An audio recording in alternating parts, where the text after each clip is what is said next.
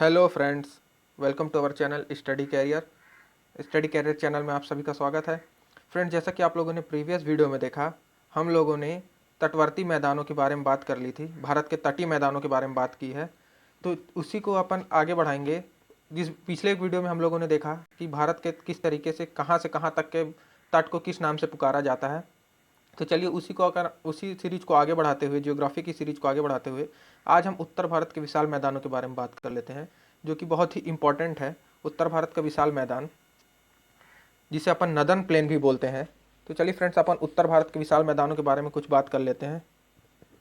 तो फ्रेंड्स देखिए, उत्तर भारत के जो विशाल मैदान है फ्रेंड्स, मान लीजिए ये हिमालय है, शिवालिक है, ये मान लीजिए शिवालिक शिवालिक है। तो शिवालिक के फुट से स्टार्ट होते हैं, शिवालिक के अंतिम छोर से स्टार्ट होते हैं ये मैदान। और लगभग इनका अगर अपन विस्तार की बात करें तो ये मैदान लगभग 3200 किलोमीटर तक में फैले हुए हैं लंबाई में। लगभग फ्रेंड्स 3200 किलोमीटर लंबाई में फैले हुए हैं और 150 से 300 किलोमीटर की समथिंग चौड़ाई है इनकी। तो फ्रेंड्स देखिए, ये शिवालिक जो है, शिवालिक हमने पढ़ा था हिमालय में, हम लोगों ने पढ़ा था ट्रांस हिमालय, ग्रेट हिमालय, मध्य हिमालय, और फिर उसके बाद हम लोगों ने शिवालिक पढ़ा था। तो शिवालिक के बाद से हमारे मैदान प्रारंभ होते हैं फ्रेंड्स। तो चलिए आज अपन इनके बारे में बात कर लेते हैं। तो देखिए, जैसे जैसे मैंने आपको बता दिया कि ये शिवालिक से स्टार्ट होते हैं, तो कहाँ से फिर इधर सिंधु नदी, सिंधु गंगा ब्रह्मपुत्र के विशाल मैदान है जो शिवालिक के नीचे हैं। अपन उसे ही किस किस नाम से जानते हैं? उत्तर भारत का विशाल मैदान के नाम से जानते हैं। ये इनका निर्माण कब हुआ था? तो इनका निर्माण देखिए फ्रेंड्स, टर्सरी युग में तो हिमालय का निर्माण हुआ था। तो जब हिमालय का निर्माण हुआ तब उससे ही नदियों द्वारा लाए गए या बहाए गए जो मिट्टी या गाद है उनको ला के, या कंकड़ पत्थर जो भी हैं उनको ला के ही यहाँ जमा किया गया, तब उससे हमारे इस मैदान का निर्माण हुआ। तो जाहिर सी बात है कि ये हिमालय के बाद बने होंगे। तो फ्रेंड्स, इनका निर्माण की अगर बात करें तो इनका निर्माण हुआ था क्वाटरनरी युग में। टर्सरी के बाद आता है फ्रेंड्स क्वाटरनरी युग। तो क्वाटरनरी युग में इनका निर्माण हुआ था, जो कि 1.8 मिलियन वर्ष पूर्व से अभी प्रेजेंट में मान लीजिए क्वाटरनरी युग ही चल रहा है, जिसको अपन नियोजोइक या सीनोजोइक कह सकते हैं। नियोजोइक या सीनोजोइक कहते हैं फ्रेंड्स, एरा या महाकल्प कहते हैं। और उसको भी अगर अपन उसमें कह दें तो प्लेस्टोसीन युग की बात कर रहा है ये फ्रेंड्स। किसकी बात कर रहा है? प्लिस्टोसीन युग। प्लिस्टोसीन युग जो था वो 1 मिलियन वर्ष पूर्व से लगभग 10,000 वर्ष पूर्व तक की बात कर रहा था। अब जो 10,000 से प्रेजेंट में चल रहा है वो होलोसीन है, होलोसीन युग है जो अभी चल रहा है प्रेजेंट में फ्रेंड्स। तो ये देखिए सर फ्रेंड्स, अगर आपसे कुछ और ऑप्शन दे देगा कि अरावली की पहाड़ियाँ, अरावली की पहाड़ी, ग्रेट हिमालय, शिवालिक और उत्तर भारत का मैदान, और आपसे पूछेगा कि बताइए निम्न में से सबसे नवीनतम कौन है, तो आप बताएंगे उत्तर भारत का मैदान नवीनतम है। तो फ्रेंड्स देखिए, यह भारत की नवीनतम नवीनतम एकदम नई, लेटेस्ट जिसको बोलते हैं, अभी ये बन भी रही है, कंटिन्यू फॉर्म में है, तो नवीनतम भूगर्भिक संरचना है ये तैथिस भूसन्नति। मैंने आपको बताया था तैथिस जियोसिंक्लाइन, तैथिस भूसन्नति, जिसकी वजह से हिमालय का निर्माण हुआ। वो निरंतर संकरा हो रहा था, उस पर गाद जमा हो रही थी और अवसाद जमा हो रहे थे, जिस कारण से उसमें जमा हुई और फिर नदियों द्वारा लाए गए जो अवसाद थे, जो नदियों द्वारा लाए गए अवसाद थे, उस कारण से भी इसका निर्माण हुआ है। तो फ्रेंड्स, इस तरीके से इसकी बात कर लेते हैं, इस तरीके से इसका निर्माण हुआ है। तो जाहिर सी बात है, नदियों द्वारा लाए गए अवसादों से मतलब जमावों के कारण इसका निर्माण हुआ है। तो फ्रेंड्स, अब इसका विस्तार की बात कर लें तो इसका विस्तार लगभग 3200 किलोमीटर है, सिंधु से स्टार्ट होके अगर अपन बात कर ले तो तीस्ता तक। तो ये तो कंटिन्यूस फॉर्म में है, तीस्ता तक, सिंधु से तीस्ता तक। फिर उसके बाद जगह जगह पे ये हैं, थोड़े से टूट फूट फॉर्म में मिलते हैं, मतलब जगह जगह के फॉर्म में मिलते हैं। तो देखिए फ्रेंड्स, इसका जो विस्तार है ये 3200 किलोमीटर तक है। लंबाई इसकी मान लीजिए, लंबाई जो है ये 3200 किलोमीटर है, चौड़ाई 150 से 300 किलोमीटर तक है। ये 3200 किलोमीटर के लगभग लंबे हैं और यहाँ से यहाँ तक 150 से 300 किलोमीटर है। अपन इसको अगर अपन बात करें तो अपन जो उत्तर भारत के विशाल मैदान हैं उनके स्वरूप, धरातलीय स्वरूप के आधार पर अपन इसे 4 भाग में बांट सकते हैं। कौन कौन से फ्रेंड्स? एक है भाबर तराई, पहला है भाबर, दूसरा है तराई, तीसरा है बांगर और चौथा है खादर। इस तरीके से अपन इसको 4 भागों में बांटते हैं। तो पहला है भाबर, दूसरा है तराई, तीसरा है बांगर, चौथा है खादर। तो चलिए फ्रेंड्स भाबर की बात कर लेते हैं सबसे पहले।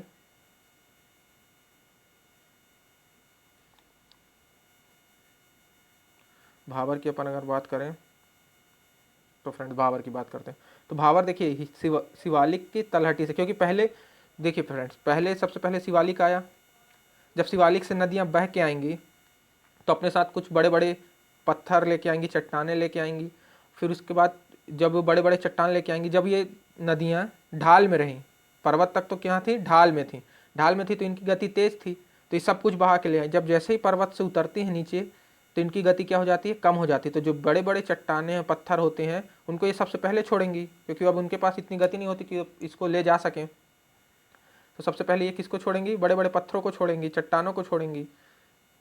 तो बड़े बड़े पत्थर जब यहाँ आके जमा हो जाते हैं इस जगह पे ऐसे,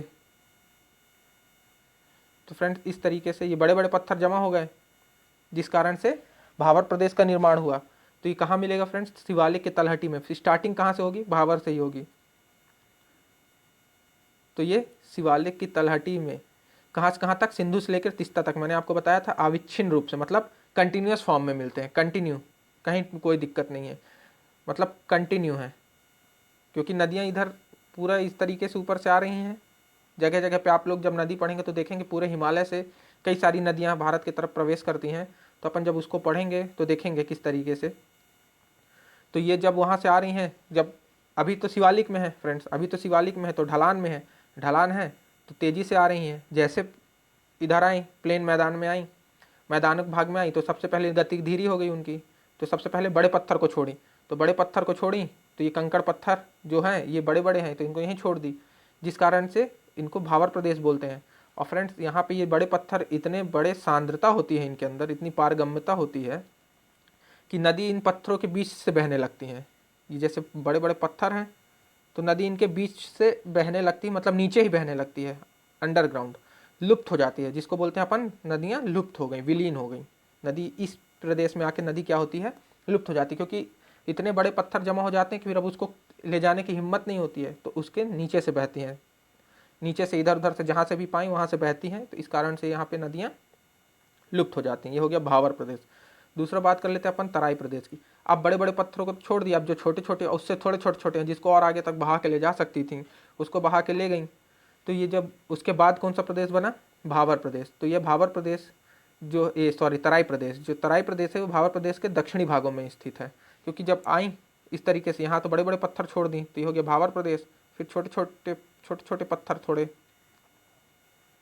ये तराई प्रदेश हो जाएंगे, क्योंकि अभी तो इतनी स्पीड है ना कि वो इस छोटे छोटे पत्थरों को ले जा सकती हैं, तो ये तराई प्रदेश हो जाएंगे। ये अधिक आर्द्र होते हैं, आर्द्र होने के कारण, और वर्षा यहाँ बहुत होती है, इस कारण से ये दलदली होते हैं। क्या होते हैं, दलदली होते हैं, दलदली क्षेत्र होते हैं। तो जो नदी वहाँ पे लुप्त हो जाती है, क्योंकि वहाँ बड़े बड़े पत्थर थे तो नदी लुप्त हो जाती थी। अब यहाँ पे छोटे छोटे हैं तो नदी वापस यहाँ पे सतह पे आ जाती है। वहाँ लुप्त ऐसा नहीं होता कि वहाँ से कहीं चली गई, गायब हो गई, वो पत्थरों के नीचे बहने लगती है। तो फिर बाद में ये आगे जाके इस तराई प्रदेश में वापस ऊपर आ जाती है, क्योंकि छोटे छोटे पत्थर हैं तो पत्थरों के ऊपर से बहने लगती है। और जिस तरीके से नदी प्लेन में उतरते जाएगी, नीचे आते जाएगी, उस तरीके से उसकी गति भी धीमी हो जाती है। देखिए यहाँ पे जो वन है वो बहुत घने वन पाए जाते हैं तराई प्रदेश में, जिसमें जैव विविधता का विशाल भंडार होता है। तो फ्रेंड्स आप लोगों ने तराई प्रदेश देखा। तराई प्रदेश कैसे, क्या है तराई प्रदेश, दलदल है, दलदली पेटी है। क्यों, क्योंकि आर्द्रता यहाँ बहुत अधिक होती है, वर्षा भी अधिक होती है, तो ये दलदल होता है। कितना, 15 से 30 किलोमीटर है। कब आएगा, क्रम याद रखिएगा, भाबर, भाबर के बाद तराई, तराई प्रदेश आया, तराई के बाद बांगर, फिर खादर। तो देखिए, तो जो और ये भी याद रखिएगा, आपसे क्वेश्चन पूछ सकता है कि खादर प्रदेश, भाबर प्रदेश में जो नदियाँ लुप्त हो जाती हैं वो किस में आके, कहाँ पे आके फिर से दिखने लगती हैं, पुनः सतह पे आ जाती हैं, तो आप बताएंगे तराई प्रदेश पे। कहाँ, तराई प्रदेश पे आ जाती हैं। और पूछ लेगा आपसे किस में सबसे ज़्यादा जैव विविधता का भंडार पाया जाता है चारों में से, तो आप बताएंगे तराई प्रदेश में जैव विविधता का विशाल भंडार पाया जाता है। तो फ्रेंड्स ये हो गया अपना तराई प्रदेश। अब अपन बात कर लेते हैं किसकी, बांगर की। देखिए ये जलोढ़ मिट्टी ही है बांगर, बांगर और खादर ये दोनों जलोढ़ मिट्टी हैं। एक एक में बाढ़ का पानी नहीं पहुंच पाता, ये पुरानी हो जाती है, बांगर मिट्टी जो है वो पुरानी हो जाती है, और जो खादर होती है हमेशा नई मिट्टी होती है। नई जलोढ़ मिट्टी को खादर मिट्टी बोलते हैं। तो देखिए फ्रेंड्स, बांगर की बात कर लें, यह मैदानी भागों का वह उच्च भाग है जहाँ सामान्यतः बाढ़ का पानी नहीं पहुँच पाता। एक बार आके ऐसे जमा हो गई, फ्रेंड्स ये नदी है, मान लीजिए यहाँ तक बाढ़ का पानी आता है, यहाँ तक, तो यहाँ तक बाढ़ का पानी आता तो अपने साथ नई मिट्टी लेके आएगा, पर उसके बाद ये जो यहाँ पे है मिट्टी जमा हो गई इस जगह पे जहाँ बाढ़ का पानी नहीं पहुँच पाता, तो ये मिट्टी जो है ये आपकी बांगर मिट्टी है। और इधर जो बार बार नई मिट्टी आते जाएंगी, इधर जैसे जैसे पानी आएगा बार बार नई मिट्टी आते जाएगी, तो वो खादर मिट्टी होगी। तो इस तरीके से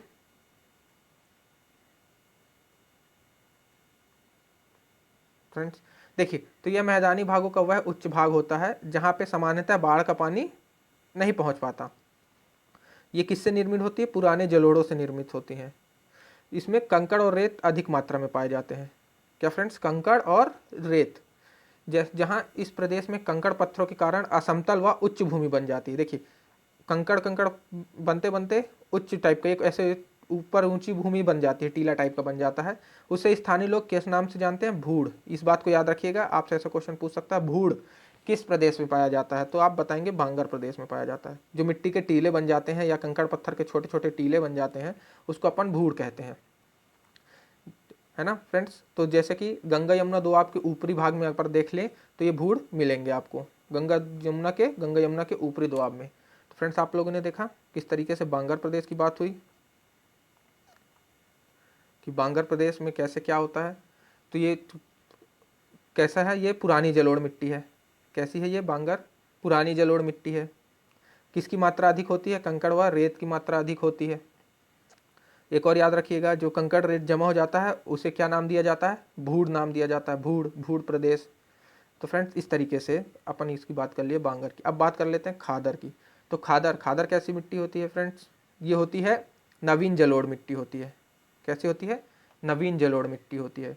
यहाँ पे हर वर्ष नई मिट्टी लाती है। क्यों, नदी, क्योंकि बाढ़ आती है। मैंने आपको बताया था कि ऐसे ये नदी का कोर्स, नदी इतने के बीच में बाढ़ का पानी लाती है, तो बाढ़ का पानी लेके आती है। तो ये मान लीजिए यहाँ तक पहले बाढ़ का पानी आया, यहाँ तक मान लीजिए नदी की बाढ़ का पानी यहाँ तक आया, फिर नदी छोटी होके कम हो गई तो इतने में ही बहने लगी।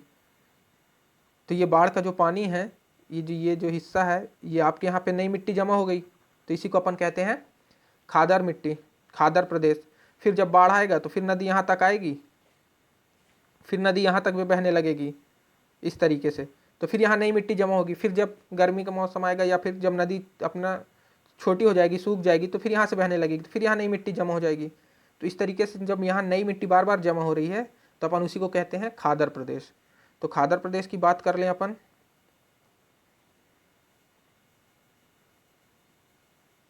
तो खादर प्रदेश में क्या होता है, नई मिट्टी होती है। कौन लाती है, नदी हमेशा बाढ़ के द्वारा नई मिट्टी लेके आती है। तो इसी कारण से इसको क्या कहा जाता है, इसे कछारी प्रदेश, प्रदेश यहाँ पे फ्रेंड प्रवेश नहीं है, प्रदेश है,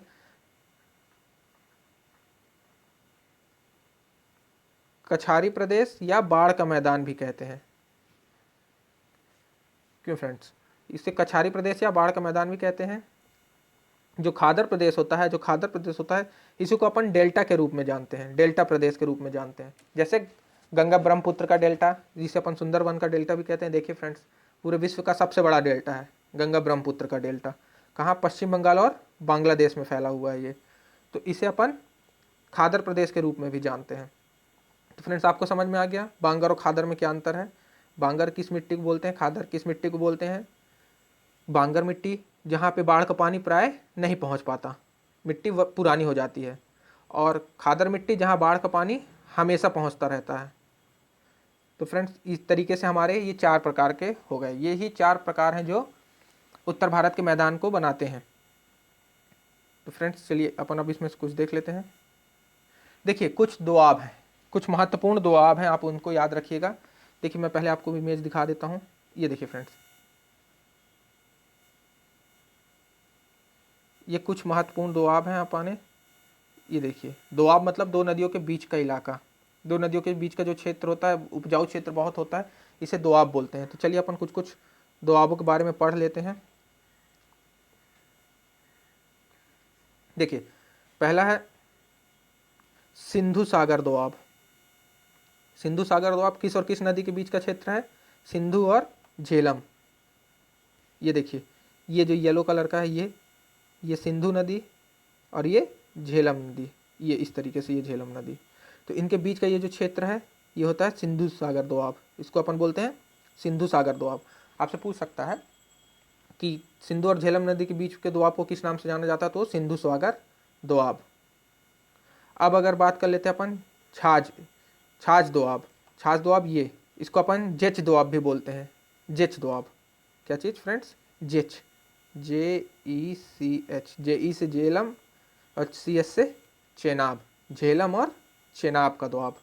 तो किस से किस नदी के बीच में मिलेगा? झेलम और चेनाब नदी के। झेलम और चेनाब नदी के बीच के दोआब को किस किस नाम से बोलते हैं? जेच या छाछ दोआब।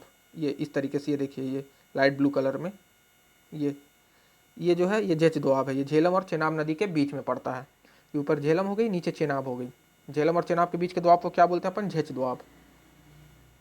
अब तीसरा दोआब है रेचना दोआब। चेनाब और रावी नदी के बीच में। चेनाब और रावी नदी के बीच में। चेनाब और रावी नदी के बीच के दोआब को क्या बोलते हैं अपन? रेचना दोआब। ये देखिए फ्रेंड्स, ये है रेचना दोआब। ये चेनाब और ये रावी नदी, इसके बीच के दोआब को अपन, ये जो है इसको अपन रेचना दोआब बोलते हैं। रेचना दोआब, चेनाब और रावी नदी। फिर बारी दोआब। बारी, ब्यास और रावी नदी के बीच के दोआब को बारी दोआब बोलते हैं। ये देखिए, ये है बारी दोआब। ये ब्यास और रावी नदी के बीच के दोआब को अपन बारी दोआब बोलते हैं। कौन सा दोआब? बारी। व्यास और रावी, व्यास और रावी के बीच के दोआब को बारी दोआब। और विस्त दोआब। विस्त, BIST, विस्त, इसको बोलते हैं विस्त दोआब। BI ब्यास और ST सतलज। ब्यास और सतलज के बीच के दोआब को क्या बोलते हैं अपन? ये है बिस्त दोआब। कौन सा दोआब? बिस्त। तो इस तरीके से ये हो गए हमारे सिंधु सिस्टम, सिंधु नदी प्रणाली के दोआब। तो फ्रेंड्स, इस तरीके से अपन पहला है सिंधु सागर दोआब, सिंधु और झेलम के बीच में। छाछ दोआब, झेलम और चेनाब के बीच में। रेचना दोआब, चेनाब और रावी के बीच में। और बारी दोआब, व्यास और रावी के बीच में। और विस्त दोआब, व्यास और सतलज के बीच में। एक और दोआब है फ्रेंड्स, लेकिन आप लोग को पता है, सतलज सरस्वती का दोआब। लेकिन जब सरस्वती लुप्त हो गई, जिस कारण से यह अब अस्तित्व में नहीं मिलता। सतलज और सरस्वती का दोआब भी था, लेकिन जब से सरस्वती नदी को लुप्त माना गया है, लुप्त हो गई है, तब से इसका ये दोआब अब अस्तित्व में नहीं मिलता है फ्रेंड्स। अब बात कर लेते हैं अपन। देखिए, अब अपन, ये तो बात हो गई सिंधु नदी प्रणाली के दोआबों की। अब अपन बात कर लेते हैं, जब अपन पंजाब से पूर्व की ओर जाएंगे तो अपन को गंगा यमुना का दोआब भी देखने को मिलेगा। गंगा यमुना का दोआब जो पुराने बांगर जलोढ़ों से निर्मित है। यह नए जलोढ़ से बनी खादर भूमि से भिन्न है। क्यों? क्योंकि नए जलोढ़ मिट्टी में बाढ़ आती है, मैंने आपको बताया था, तो ये उससे भिन्न है। इनमें दोनों में 15 से 30 मीटर की ऊंचाई मिलती है। इस मिट्टी से खादर में और बांगर में दोनों के मध्य 15 से 30 मीटर की ऊंचाई मिलती है, इसलिए इसे खोल बोलते हैं। स्थानीय लोग इस नाम को, इस जो उस तरीके से आकृति बन जाती है, ऐसे ये ढाल बन जाती है, इसको यहाँ के लोग खोल बोलते हैं। खोल, क्या बोलते हैं? खोल। तो गंगा यमुना का दोआब भी मैं आपको दिखा देता हूँ। ये देखिए फ्रेंड्स, ये जो दोआब है, ये आपको दिख रहा है, ये दोआब, ये गंगा यमुना का दोआब है। ये अभी पूरा यहाँ तक आगे तक जाएगा, क्योंकि आपको पता है इलाहाबाद प्रयागराज में यमुना नदी गंगा से मिलती है, तो उसके बीच के जो भी दोआब का हिस्सा है वो क्या कहलाएगा? गंगा यमुना का दोआब कहलाएगा। तो इस तरीके से फ्रेंड्स, ये हम लोगों के ये हो गए सिंधु के दोआब, सिंधु और उसकी सहायक नदियों के दोआब, और ये हो गया गंगा यमुना का दोआब। तो गंगा यमुना के दोआब में जो स्थानीय नाम है, जो अंतर पाया जाता है, ढाल पाई जाती है 15 से 30 मीटर ऊंची, जो ऊंचाई में जो मिल जाती है, उसे ढाल को क्या बोलते हैं? खोल बोलते हैं। खोल, क्या बोलते हैं? खोल। देखिए फ्रेंड्स, मैं आपको बता दूं, ये है अपना नॉर्दर्न प्लेन। मैंने आपको फर्स्ट वीडियो में भी, मतलब जब मैं आपको बता रहा था भूगर्भिक संरचना भारत की, भूगर्भिक प्रदेश बता रहा था, तब मैंने आपको बताया था कि ये प्रदेश, ये पूरा नदन प्लेन उत्तरी मैदान है, ये उत्तर भारत का विशाल मैदान है। तो फ्रेंड्स इस तरीके से ये हो गया। अब अपन इसके महत्व की बात कर लेते हैं, कितना क्या महत्व है इसका।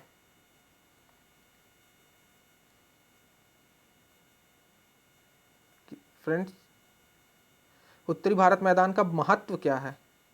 देखिए फ्रेंड्स, जो उत्तरी भारत मैदान है ये उपजाऊ जलोढ़ मिट्टी के हैं, ये आपको पता है। इसमें जलोढ़ मिट्टी पाई जाती है, वो भी उपजाऊ है, उपजाऊ जलोढ़ मिट्टी पाई जाती है। तो जिससे यहाँ पे विभिन्न प्रकार की फसलों का उत्पादन हो सकता है। जलोढ़ मिट्टी आपको पता है कि बहुत अच्छी होती है फसलों के लिए।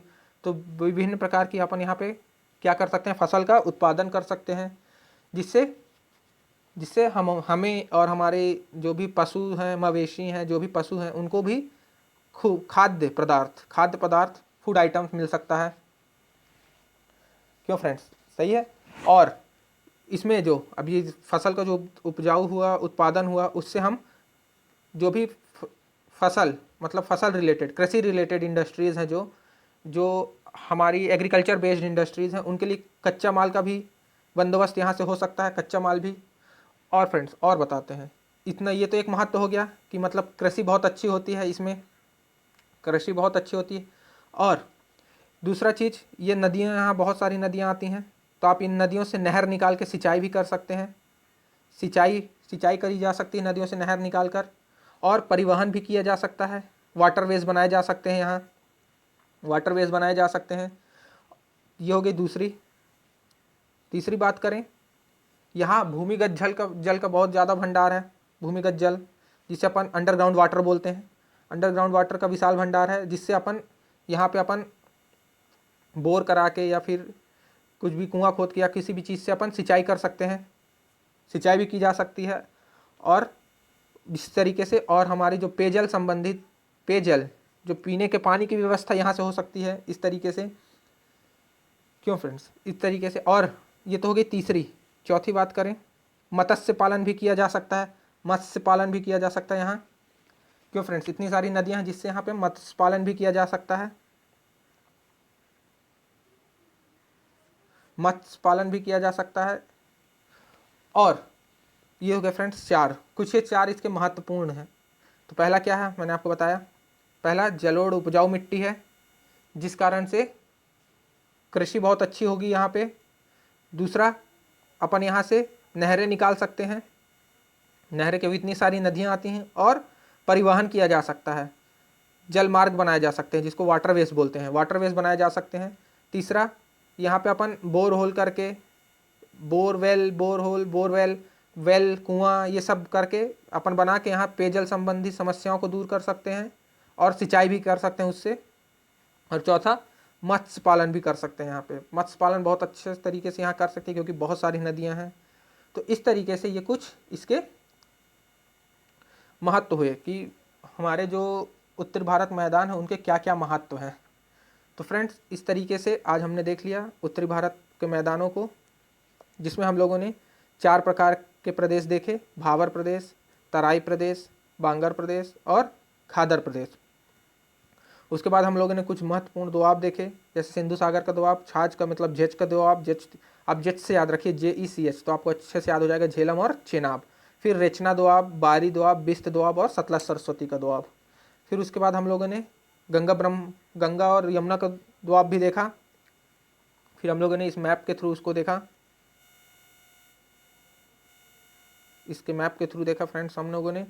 फिर हम लोगों ने इसके महत्वपूर्ण की बात की, क्यों महत्वपूर्ण है ये बात, ये मतलब ये मैदान क्यों इतने महत्वपूर्ण है, उसके बारे में चर्चा की।